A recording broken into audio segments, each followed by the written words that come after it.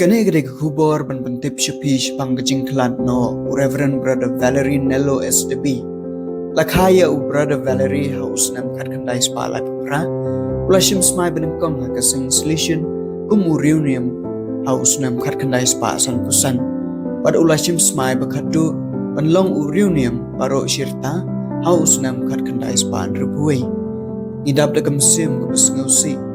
Pamunta kasengi hakasau tarik Desember, Brother Valerie ulaklat no nagane kasla perthei hadon busko technical Shillong.